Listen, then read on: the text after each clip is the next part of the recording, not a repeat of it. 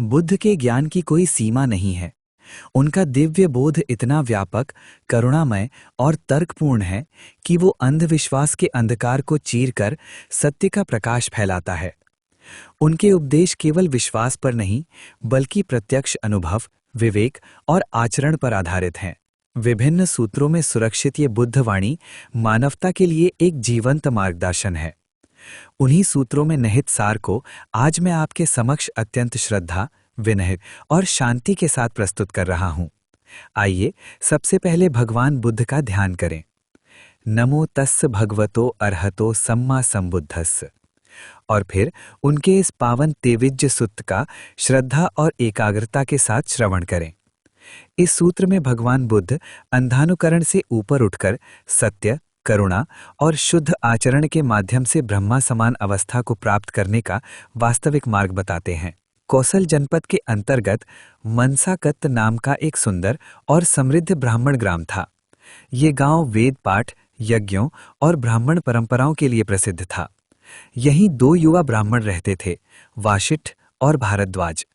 दोनों ही अत्यंत प्रतिभाशाली थे, वेदों के तीनों संहिता पाठ में निपुण थे, उच्च कुल में जन्मे थे और अपने अपने गुरुओं की शिक्षाओं पर गर्व करते थे। वाशिष्ठ अपने गुरु पोखर साती की परंपरा का अनुयायी था, जबकि भारद्वाज अपने गुरु तारुक्य की शिक्षाओं को सर्वोच्च मानता था। एक दिन दोनों के बीच एक गहन और तीखा विवाद उत्पन्न हो गया। विषय था ब्रह्मा के साक्षात मिलन और परम मुक्ति का सही मार्ग। भारद्वाज का कहना था कि उसके गुरु द्वारा बताया गया वैदिक मार्ग ही एकमात्र शुद्ध और सीधा मार्ग है। वाशिष्ठ उतने ही दृढ़ स्वर में अपने गुरु के मत को अंतिम सत्य मान रहा था। दोनों अपने अपने तर्क दे रहे थे, शास्त्रों के उद्धरण सुना रहे थे, परंतु कोई भी दूसरे को संतुष्ट नहीं कर पा रहा था। ये विवाद केवल बौद्धिक नहीं था, इसमें अहंकार भी सम्मिलित हो चुका था।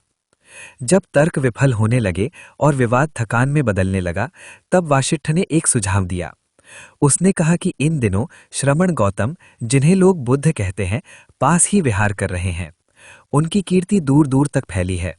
वे केवल उपदेश नहीं देते, बल्कि तर्क और अनुभव से बात को स्पष्ट करते हैं।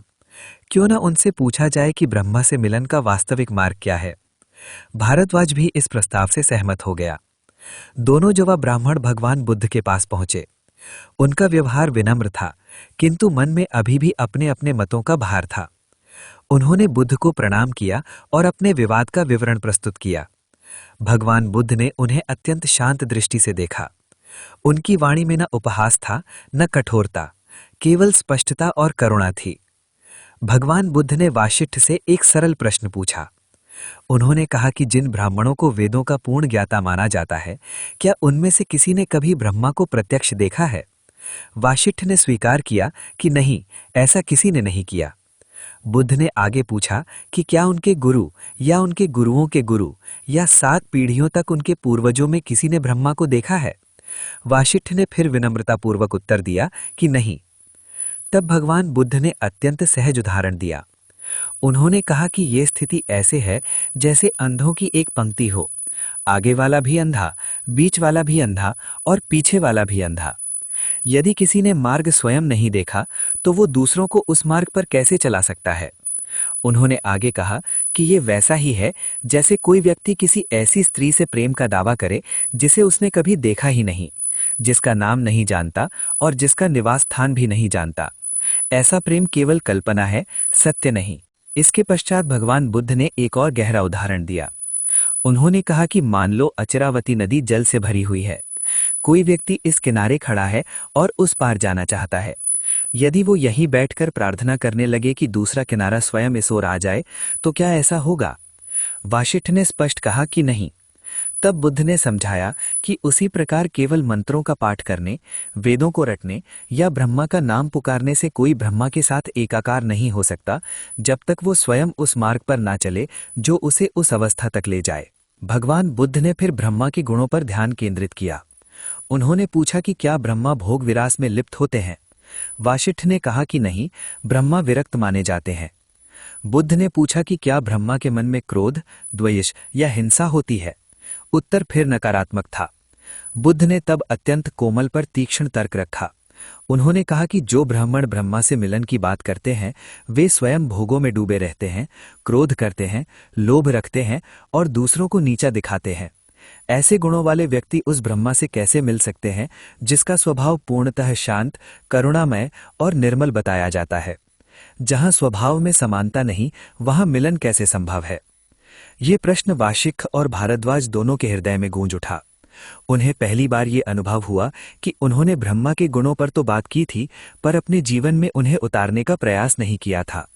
वाशिष्ठ ने अत्यंत विनय के साथ भगवान बुद्ध से प्रार्थना की कि वे उस वास्तविक मार्ग का उपदेश दें जिससे मनुष्य सचमुच ब्रह्म समान अवस्था को प्राप्त कर सके। तब भगवान बुद्ध ने ब्रह्म विहार की साधना का उपदेश दिया।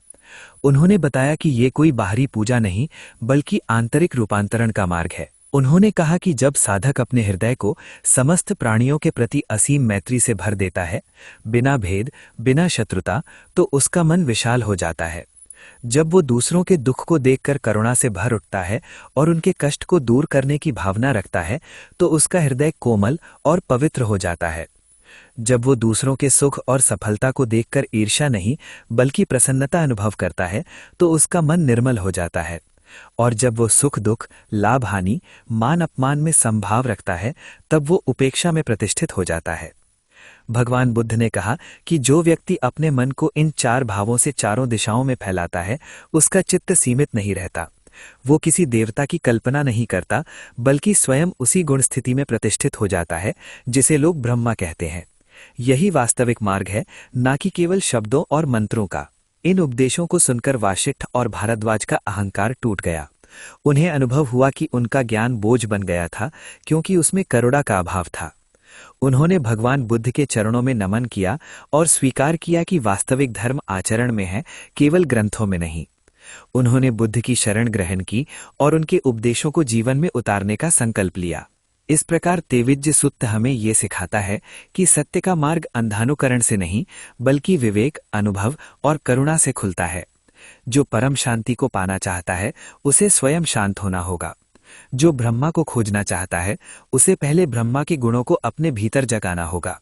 यही भगवान बुद्ध का करुणामय और तार्किक संदेश है। बुद्ध के दिव्य ज्ञान में हमारे साथ जुड़ने और इस ध्यानपूर्ण वाणी को श्रद्धा से सुनने के लिए आप सभी का हृदय से बहुत बहुत धन्यवाद। आपकी एकाग्रता और सहभागिता ही इस बोध को सार्थक बनाती है।